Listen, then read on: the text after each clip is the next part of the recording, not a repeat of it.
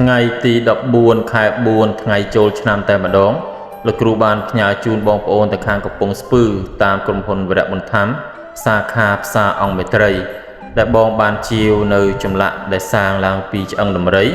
សាងជាតួអង្គបាទព្រះនរាយណ៍ដៃ4គង់នៅលើបល្ល័ង្កបែបនេះបាទអញ្ចឹងរូបភាពដំបូងអត់ទាន់ស្រោបទេបាទនេះគាត់កំងស្រោបបាទអញ្ចឹងស្រោបរួចរាល់ហើយបាទអញ្ចឹងបងប្អូនចង់បានចម្លាក់ភ្លុកដំរី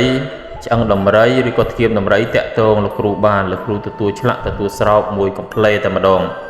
បាទហើយនេះដុំឆ្អឹងបងប្អូនណាបាទឆ្អឹងដំរីគឺមានរូបរាងបែបហ្នឹងបាទឆ្អឹងនេះសាច់តាន់បានច្រើនអញ្ចឹងយើងអាចធ្វើចម្លាក់ដាច់បាទភាកស្ពោតបានកន្លែងស្ពោតវិតិចបាទអញ្ចឹងបងប្អូនយើងចង់យកឆ្លាក់បាទនៅខ្លះក៏ចង់យកធ្វើគ្រាប់អប៉ោងមេអប៉ោងបាទធ្វើឡធ្វើកាមអីបានឬក៏កំងឆ្លាក់អីបានលោកគ្រូមានបងប្អូនណាហើយក៏មានឆ្លាក់ឲ្យស្រាប់ជាវជូនបងប្អូនតម្លៃពិសេសសមរម្យជូន